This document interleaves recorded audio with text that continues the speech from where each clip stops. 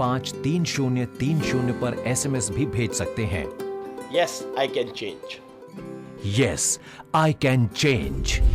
आज ये रियलिटी में हमारी कामयाबी का दिन है। पहले हमारी फाइल के अंदर मैं सब कुछ डालना चाहता हूँ, सब कुछ, ऐसा सब कुछ कि किसी की जिंदगी का कोई हिस्सा भी ना छूटे।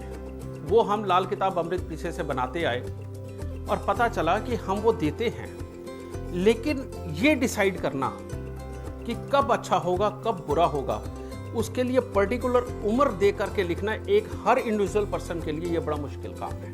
कारण ये कि मैं कितने लोगों की फाइल खुद बैठ के रोज बना लूंगा, इम्पॉसिबल सा टास्क है। लेकिन ये जो हमने 1.5 महीने में काम किया वो ऐसा किया कि बकायदा जो प्रेडिक्शन आ रही है, अगर तो उसका कुछ ऐसा मामला है कि मान लो 4-5 ग्रहों से रिलेटेड वो प्रेडिक्शन बनी है, तो फिर उसका मतलब ये होता है कि उम्र के किसी भी हिस्से में घटित हो सकती है। जो 3-4 ग्रहों से मिलकर बनी है उसका भी कोई भरोसा नहीं होता, उम्र के किसी भी हिस्से में घटित हो सकती है, उसके लिए कोई उम्र नहीं होती। लेकिन जो 2-3 ग्रह से मिलकर के बनी है उसकी बकायदा हम उम्र मेंशन कर सकते हैं कि इस उम्र के अंदर यह घटित होगा। इसीलिए आज जो आपने फाइल पढ़ी होगी, आपने देखा होगा कई जगह उम्रें निकली कि फलानी उम्र के अंदर ऐसा और फलानी उम्र के अंदर ऐसा, लेकिन सारी प्रेडिक्शन के अंदर उम्रें नहीं निकली। यही नहीं, ये प्रोडक्ट इस तरह का निकाला गया कि गरीब से गरीब आदमी भी कुछ पैसों के अंदर मात्र 500-1100 रुपए में अपनी समस्याओं को हल कर सके। ये इस तरह का निकाला जा रहा है। और आपने जो आज मेरा हौसला बढ़ाया है, आपने जो कहा है कि हाँ इसमें काफी हद तक सच है। मैं जो पूछने जा रहा हूं, बस इन 2 सवालों का मेरे जवाब दे देना कि कितने लोग, हालांकि ये मैं पूछ चुका हूं, कितने लोग ऐसे हैं जिनको ये लगता है कि हमारे को जो फाइल मिली है उसकी कुछ वर्थ है। इतने लोग मेरे को सिर्फ हाथ खड़े करके बताते हैं। अब उनमें से वो लोग भी मेरे को एक बार हाथ खड़े करके बता दें कि जिनको ये लगता है कि इसमें ऐसी प्रेडिक्शनें हैं जो वो किसी से शेयर नहीं करना चाहते। ये सच बात है बेटा, इसीलिए मैं ये बातें बोलता हूं कि ये पर्सनल फाइल है। कोई मैरिड है तो ना पत्नी अपने पति को पढ़ाए ना पति अपनी पत्नी को पढ़ाए, बहुत अच्छा रहेगा। और अगर जवान बच्चा है, खास करके लड़की, वो तो बिल्कुल किसी को ना पढ़ाए तो ज्यादा अच्छा है। मां के साथ शेयर कर सकती है, वो भी जितना वो चाहे। इलाज हर सूरत में है जो कि तुम्हारे दुखों को वाकई में जड़ से खत्म करने की ताकत रखता है। 100% मिलती है। जो सोल्यूशन मुझे चाहिए तो उसमें है, और उनके भी पर मैं कह सकती हूँ यस आई कैन चेंज। 80% से अबव मेरी बुक्स में जितने भी थे सब कुछ करेक्शन हुआ है, उसमें मिला है सब कुछ। मैंने बोला कि 100 से भी कुछ एक्स्ट्रा है तो इतनी मिलती है। जबरदस्त रहा है। जो कहने का मतलब प्रेडिक्शन है ना, मैं किस नजरिए से किसी को देखता हूँ वो भी उसमें लिखी हुई है कि मतलब इतना अच्छा प्रेडिक्ट किया हुआ है। ये एक ईश्वर का वरदान नहीं, हकीकत ही समझिए कि हमारे लिए गॉड गिफ्ट है। यदि आपको कोई पर्टिकुलर प्रॉब्लम है तो अब मात्र 2250 रुपए में अपनी उस समस्या का कारण और समाधान प्राप्त कर सकते हैं। स्मार्टफोन यूजर्स प्ले स्टोर में जाकर yes I can change application भी डाउनलोड कर सकते हैं। अगर हम आपकी प्रॉब्लम बता सकते हैं तो उसका समाधान भी बता सकते हैं। इसलिए आज ही ऑर्डर करें अपनी yes I can change file. Yes I can change. Yes, I can change. Yes, I can change. Yes, I can change. Yes, I can change. Yes I can change. Yes, definitely, I can change. Yes, I can change.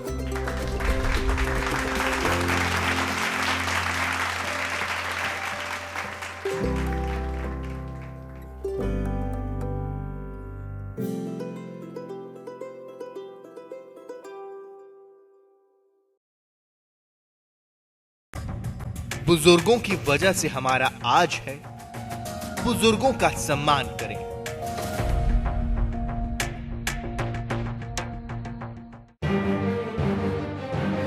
स्वास्थ्य विभाग पिछले 40 सालों से बीमार होता चला आ रहा है। अस्पतालों की दशा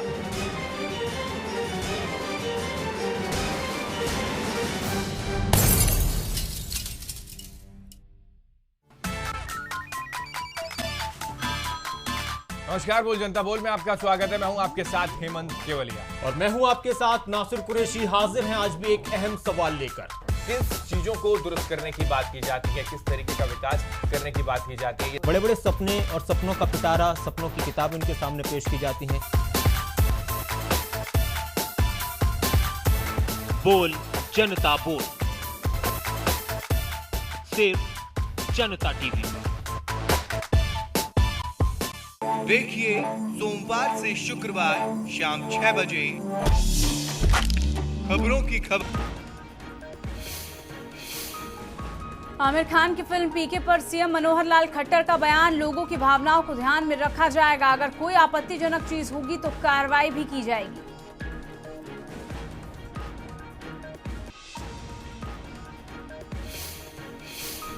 सूरजकुंड में लगा बीजेपी का 2 दिवसीय प्रशिक्षण शिविर, गृह मंत्री राजनाथ सिंह करेंगे शिविर का उद्घाटन।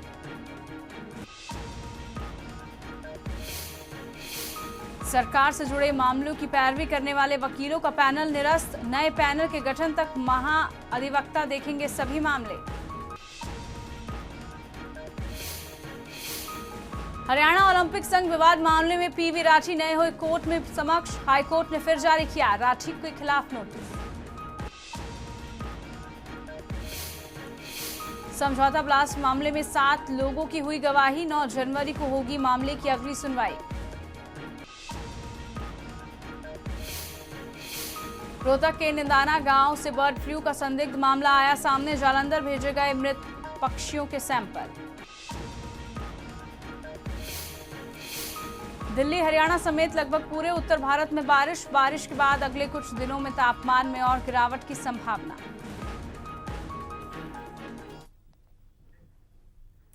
नमस्कार, आप देख रहे हैं जनता टीवी 5 बजे के इस बुलेटिन में मैं हूं पूजा कविया। खबरों की शुरुआत कर लेते हैं। सबसे पहले बात कर लेते हैं फरीदाबाद की, जहां पर आज बीजेपी विधायकों की पाठशाला चल रही है। दरअसल 2 से लेकर 4 जनवरी तक चलने वाली विधायकों की इस पाठशाला में विधानसभा की कार्रवाई और क्षेत्र में विकास योजनाओं को आगे बढ़ाने के गुर सिखाए जाएंगे। वहीं माना यह भी जा रहा है कि अन्य विधायकों का मंत्रिमंडल में विस्तार हो सकता है।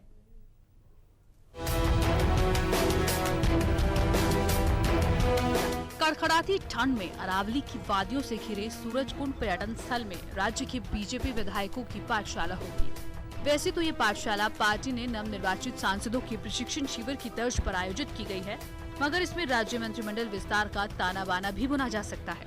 आपको बता दें, मुख्यमंत्री मनोहर लाल खट्टर के मंत्रिमंडल में अभी विस्तार की गुंजाइश है और औद्योगिक नगरी फरीदाबाद के नवनिर्वाचित 3 विधायकों सहित प्रदेश के कई अन्य विधायकों को मंत्रिमंडल विस्तार से काफी उम्मीदें भी हैं। माना जा रहा है कि विधायकों को विधानसभा की कार्यवाही और क्षेत्र में विकास योजनाओं को आगे बढ़ाने के गुर सिखाए जाएंगे।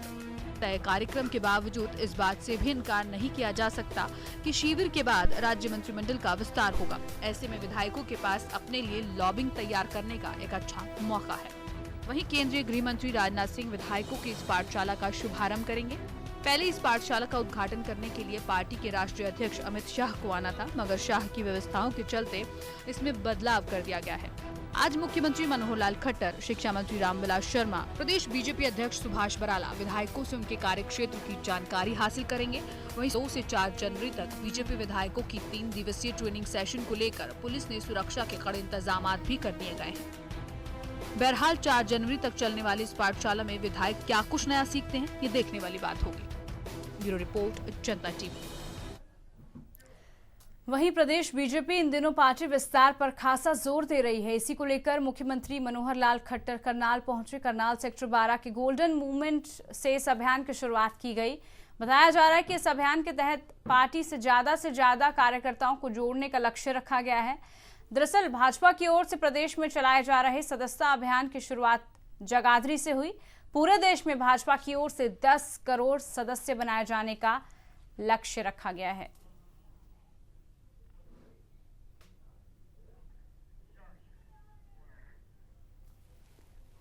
तो करनाल पहुंचे सीएम मनोहर लाल खट्टर। सदस्यता अभियान की शुरुआत यहां से की गई। दरअसल आपको बता दें कि सदस्यता अभियान के तहत बीजेपी प्रदेश भर में कार्यकर्ताओं को जोड़ने की कोशिश कर रही है और साथ ही अगर बात की जाए देश की तो तकरीबन 10 करोड़ कार्यकर्ताओं को जोड़ने का लक्ष्य रखा गया है। वहीं करनाल की बात की जाए तो करनाल में 1,11,111 कार्यकर्ताओं को इससे जोड़ने की कोशिश की जाएगी। लक्ष्य रखा गया है ये कि इतना लक्ष्य पूरा करना है, तो पार्टी विस्तार पर लगातार जोर दिया जा रहा है। दरअसल अगर बात की जाए, इससे पहले कांग्रेस सबसे बड़ी पार्टी संगठन के तौर पर कहलाती थी, लेकिन अब अगर बीजेपी की बात की जाए तो केंद्र पे सत्ता में आने के बाद और प्रदेश में सत्ता पर काबिज होने के बाद लगातार सदस्यता अभियान भी चलाया जा रहा है, जिससे कहीं ना कहीं पार्टी का विस्तार हो सके।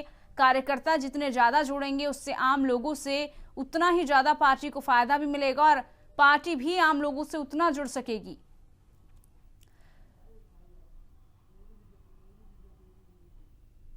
तो करनाल पहुंचे सीएम मनोहर लाल खट्टर, जहां पर उन्होंने जो सदस्यता अभियान है उसका उद्घाटन किया, उसकी शुरुआत की। दरअसल जगाधरी से इसकी शुरुआत हुई थी और अब करनाल में ये अभियान चलाया जाएगा, जहां पर एकमात्र जो लक्ष्य रखा गया है वो यही रखा गया है कि पार्टी का विस्तार किया जाए। पार्टी विस्तार पर जोर देने की कोशिश की जा रही है।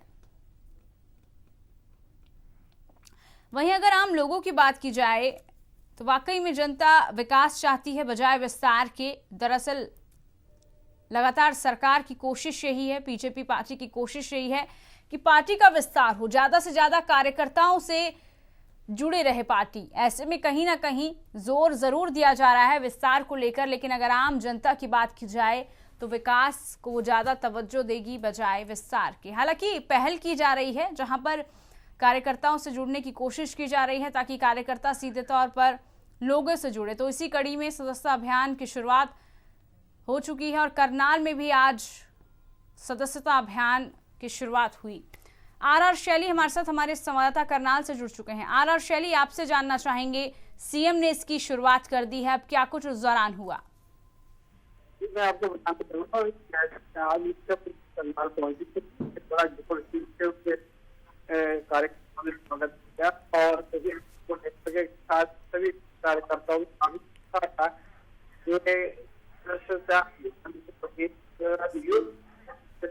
पाया गया है और लोग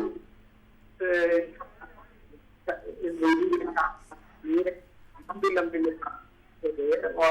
और जनता हमारा। चलिए आर शैली, शुक्रिया आपका। आपसे फिर से जुड़ने की कोशिश करेंगे, दरअसल आवाज नहीं साफ तौर पर आ रही थी।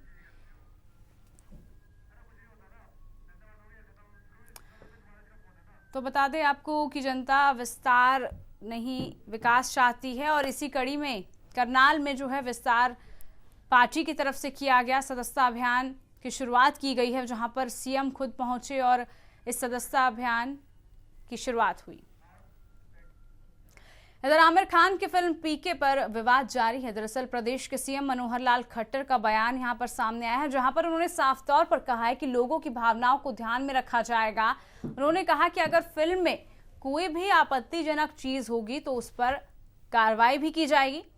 आपको बता दें कि पिछले कई दिनों से कई हिंदू संगठन फिल्म को बैन करने की बात कह रहे हैं और प्रदेश में भी चाहे हिसार की बात कर लें, चाहे रोहतक की बात कर लें, लगातार फिल्म का विरोध हुआ। विश्व हिंदू परिषद के कई कार्यकर्ताओं ने बैनर भी जलाए, पोस्टर जलाए पीके फिल्म का। और अब साफ तौर पर सीएम का बयान आया है जहां पर कहा गया है कि अगर फिल्म में कुछ आपत्तिजनक होगा तो उस पर बैन लगाया जाएगा, कुछ कार्रवाई जरूर की जाएगी। आर शैली फिलहाल हमारे साथ जुड़े हैं। आर शैली, सबसे पहले आपसे जानना चाहेंगे कि करनाल में सदस्यता अभियान किस तरीके का रहा? जी, आज सदस्यता अभियान के लिए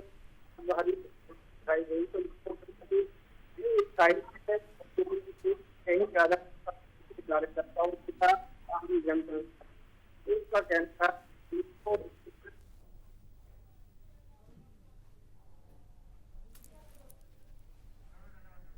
चलिए, शुक्रिया आर शैली आपका। तो बता दें आपको फिल्म पीके पर भी बयान दिया गया है। दरअसल फिल्म पीके पर खुद सीएम ने कहा है अगर फिल्म में लोगों की भावनाओं से जुड़ी भावनाएं अगर आहत हुई होंगी या फिर कुछ भी आपत्तिजनक चीज इस फिल्म में होगी तो फिल्म के लिए जरूर कुछ कार्रवाई करने की कोशिश की जाएगी।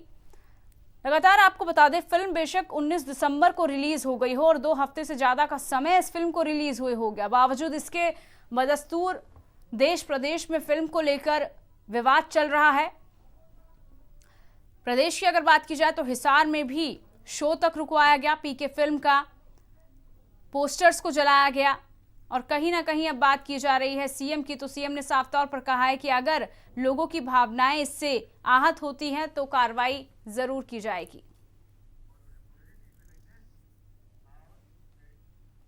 इधर हर रोज बढ़ रहे महिलाओं के प्रति अपराध को लगाम लगाने के लिए दिल्ली पुलिस ने एक ऐप लॉन्च किया है। दरअसल जिसका उद्घाटन खुद केंद्रीय गृह मंत्री राजनाथ सिंह ने किया। आपको बता दें कि हिम्मत इस मोबाइल ऐप का नाम है। मोबाइल पर चलने वाले इस ऐप के जरिए दिल्ली पुलिस के कंट्रोल रूम तक मैसेज पहुंचाया जा सकता है।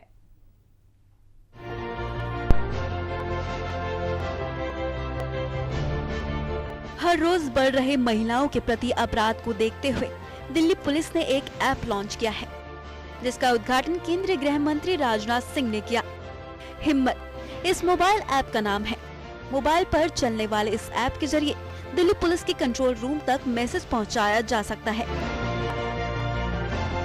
कैसे करें इस ऐप का इस्तेमाल? दिल्ली पुलिस की वेबसाइट या फिर गूगल प्लस से डाउनलोड किया जा सकता है। नए यूजर को इसके लिए दिल्ली पुलिस की वेबसाइट पर रजिस्टर करना होगा। अपना और अपने कम से कम 2 दोस्तों या रिश्तेदारों के नाम और मोबाइल नंबर देने होंगे। रजिस्ट्रेशन के बाद यूजर को रजिस्ट्रेशन के दौरान दिए गए इसमें डाउनलोड लिंक और रजिस्ट्रेशन की होगी। इसी का इस्तेमाल यूजर को ऐप के रजिस्ट्रेशन विंडो में करना होगा। इमरजेंसी के दौरान इस ऐप के पावर बटन को थोड़ी देर तक दबाना होगा।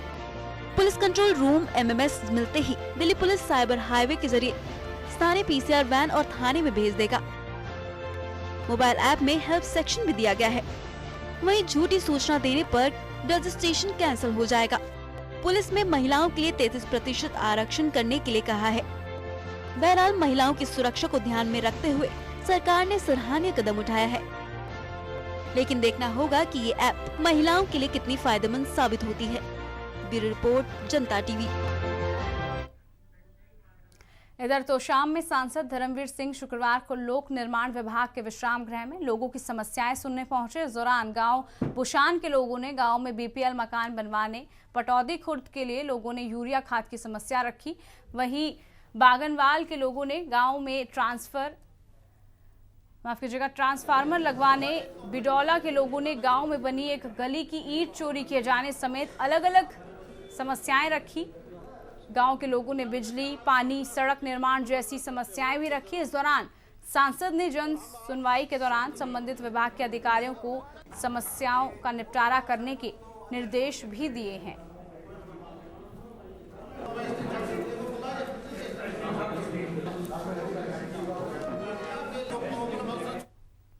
जो आम शिकायतें हैं, चाहे वो डेवलपमेंट के मामले में है, बिजली पानी की समस्या है, कहीं सड़क स्कूल की है, कहीं एजुकेशन के साथ साथ हेल्थ की है, खाने का मामला है, जितनी भी शिकायतें हैं लोगों की, उनको मौके पर पूरा करके जो क्षेत्रीय स्तर पर कर सकते हैं, हम अधिकारियों से बैठकर उनकी समस्याओं का समाधान करवाने की कोशिश करेंगे। जो स्टेट लेवल पर है या केंद्रीय स्तर के मामले हैं, उनको हम निपटाएं।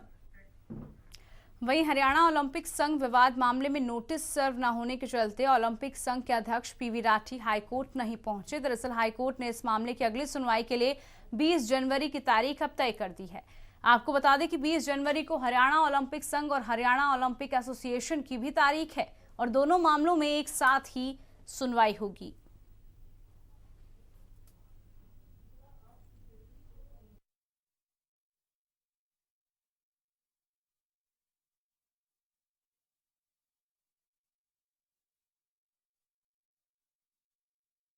पहले से 2 बॉडीज़ हैं जो क्लेम कर रही हैं कि हम ड्यूली इलेक्टेड एग्जीक्यूटिव बॉडीज़ हैं हरियाणा ओलंपिक एसोसिएशन की। तो इसको बात को लेके पंचकुला डिस्ट्रिक्ट कोर्ट में सिविल सूट पेंडिंग है।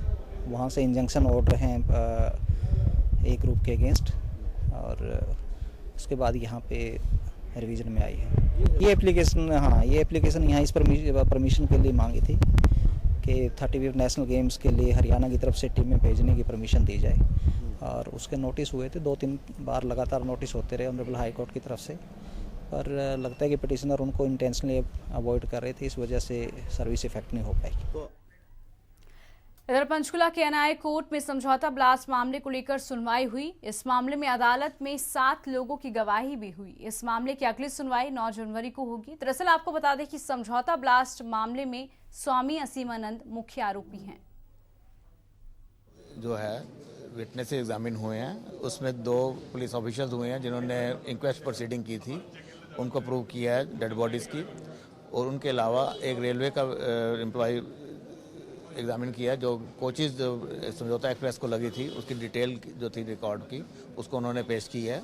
और एक विटनेस जो है जो आईओ थे सीआईए स्टाफ जीआरपी में, उन्होंने जो इन्वेस्टिगेशन की थी उसके बारे में उन्होंने अपनी इन्वेस्टिगेशन बताई है। पार्ट इन्वेस्टिगेशन जब ड्यूरिंग द पीरियड उनके पास थी। नेक्स्ट डेट जो है इस केस में 9 जनवरी के लिए रखा गया है। इधर यमुनानगर में जिला उपायुक्त ने 6 टीमों का गठन कर सरकारी विभागों का औचक निरीक्षण किया, जिसमें सिविल अस्पताल के डॉक्टरों से लेकर कई विभागों के अधिकारी और कर्मचारी गैर हाजिर भी नजर आए। जिला उपायुक्त ने इस निरीक्षण के दौरान कई कमियों को भी उजागर किया। वहीं दूसरी तरफ उपायुक्त के इस निरीक्षण के दौरान सभी विभागों में हड़कंप मच गया।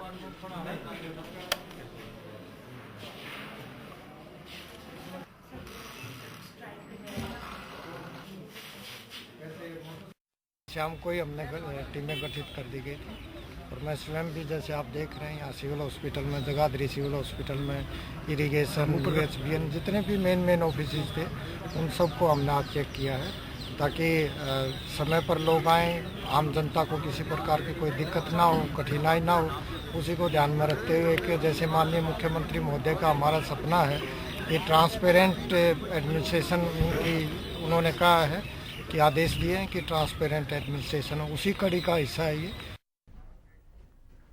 अगली खबर मेवात से है, जिसे सबसे पिछड़ा जिला माना जाता था, पर एक चीज मेवात में अव्वल है। दरअसल अगर बात की जाए लड़कियों की संख्या की, तो मेवात प्रदेश के 21 जिलों में लिंग अनुपात में पहले स्थान पर रहा। यहाँ लड़के लड़कियों में भेद नहीं किया जाता, इसी के चलते लिंग अनुपात में मेवात अव्वल नंबर पर है। 2001 में अगर बात की जाए तो मेवात का लिंग अनुपात 893 था, जबकि अब की अगर बात की जाए तो वो 929 पर आ पहुंचा है। साक्षरता कम होने के बावजूद भी जिले का लिंग अनुपात सबसे बेहतर है।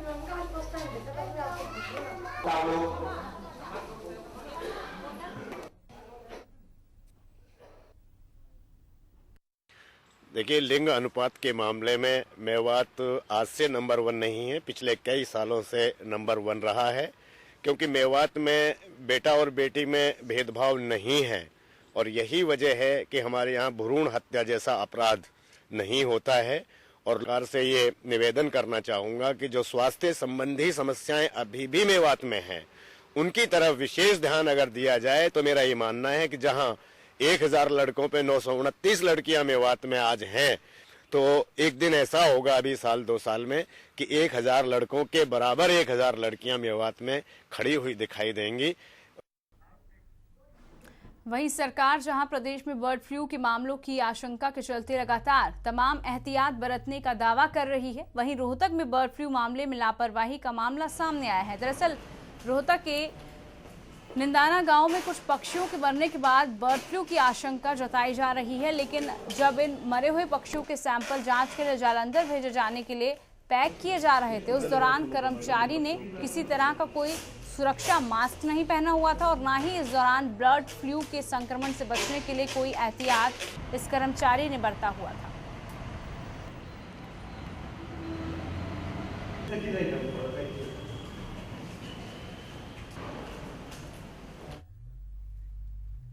रादौर में बिजली निगम द्वारा ग्रामीण क्षेत्रों में दिन के समय बिजली की सप्लाई बंद किए जाने से गुस्साए सैकड़ों किसानों ने शुक्रवार को भारतीय किसान यूनियन के नेतृत्व में पावर हाउस का घेराव किया। दरअसल इस दौरान किसानों ने बिजली निगम के खिलाफ जमकर नारेबाजी की। निगम से ग्रामीण क्षेत्रों में दिन के समय बिजली सप्लाई चालू किए जाने की मांग भी की। किसानों ने निगम को चेतावनी देते हुए कहा कि अगर जल्द ही उनकी मांग पूरी नहीं की जाएगी तो ग्रामीण बिजली बिल भी देना बंद कर देंगे। मौके पर पहुंचे बिजली निगम के एक्सीएन एसके मक्कड़ ने ग्रामीणों को आश्वासन भी इस दौरान दिया और कहा कि उनकी समस्या का जल्द से जल्द समाधान किया जाएगा।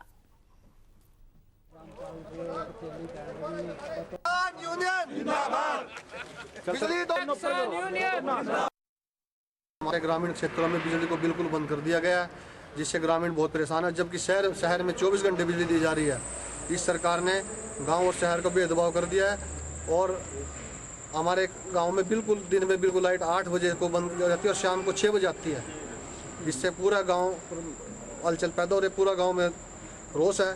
और आज एक्शन साहब यहाँ पर आए, उन्होंने हमारे को कहा भी 10 दिन के अंदर सुधार होगा, तो हमने चेतावनी दी अगर 15 जनवरी तक सुधार नहीं हुआ ना तो हम बिल्कुल गांव के किसी बिल भरेंगे, और अगर कोई अधिकारी बिल भरने के लिए गांव में मजबूर करेगा तो हम उसको बंधक बढ़ाएंगे।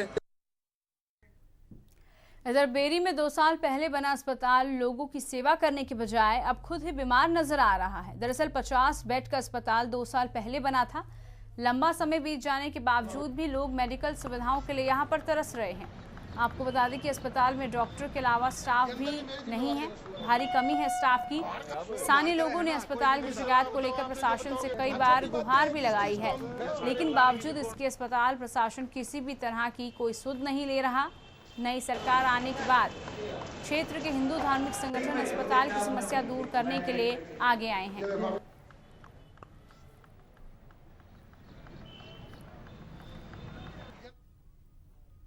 सुविधा नाम की चीज कोई भी नहीं है यहाँ पे, हमारा पशु है और न ही कोई ऐसी व्यवस्था जो मरीजों को अच्छी तरह हैंडल कर सके। एक मरीज अभी सामने आया था हमारे OCG के लिए, उसको भी रोहतक रेफर कर दिया गया है। हॉस्पिटल के अंदर एक मशीन यहाँ रखी है, काफी दिनों से करीब बता रहे हैं 1.5 साल से, उसका भी दुरुपयोग हो रहा है।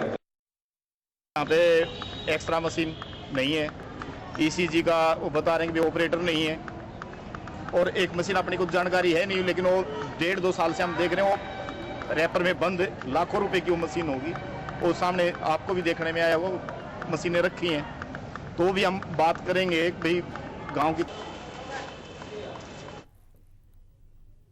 तो बता दें आपको 2 साल पहले ये अस्पताल बना था, लेकिन काफ़ी समस्या अब इस अस्पताल में नज़र आ रही है।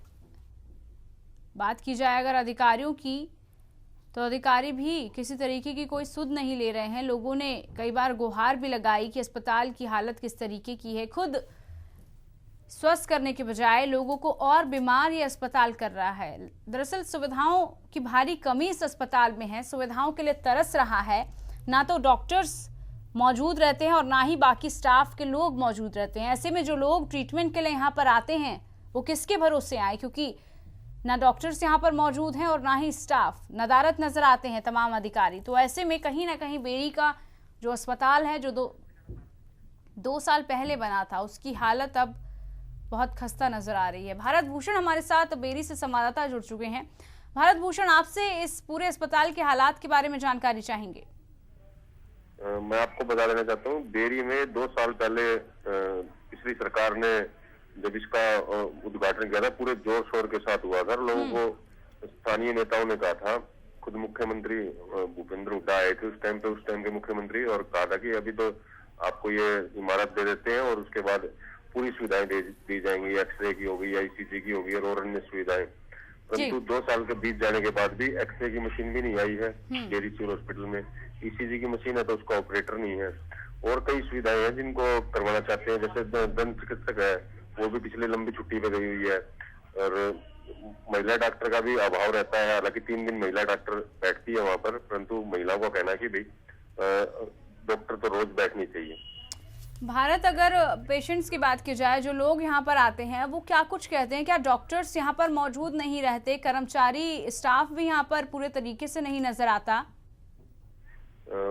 जनरल डॉक्टरों की यहाँ पर पोस्ट है, जनरल डॉक्टर तो बैठे होते हैं, परंतु यहाँ पर और भी जैसे सुविधाएं होनी चाहिए वो सुविधाएं नहीं है। जो मरीजों का कहना, जिस तरह कोई भी एक्सीडेंट का केस आता है तो एक्सरे की जरूर आवश्यकता होती है, उसके लिए रेफर कर दिया जाता है। ECG का कोई भी किसी को हार्ट वगैरह की दिक्कत होती है तो ECG के लिए रोहतक भेज दिया जाता है, या कोई हादसा हो जाता है तो उसको तुरंत PGI रोहतक रेफर किया जाता है। बल्कि लोगों का कहना है कि भी 8 करोड़ रुपए लगाए हैं तो इलाज यही होना चाहिए बेरी में। वाकई में अगर भारत बात की जाए, जैसे कि लोगों ने कई बार गुहार भी लगाई प्रशासन से, अधिकारियों से, क्या कुछ तर्क अधिकारी दे रहे हैं? क्या वो आश्वासन लोगों को दे रहे हैं कि सही की जाएगी, जो चीजें हैं दुरुस्त की जाएगी, या जो समस्याएं उनको आ रही है उसको सही किया जाएगा? 1 साल पहले कस्बे के सैकड़ों लोगों ने इस हॉस्पिटल पे तालाबंदी कर दी थी और 2 घंटे तक जमकर बवाल काटा था। ओपीडी भी प्रभावित हो गई थी। उस समय एसडीएम उस समय के और सीएमओ आए थे और लोगों को आश्वासन दिया था कि यहाँ पर हर सुविधा करवाई जाएगी। चलिए बिल्कुल, बहुत बहुत शुक्रिया भारत भूषण आपका तमाम जानकारी के लिए। तो बेरी के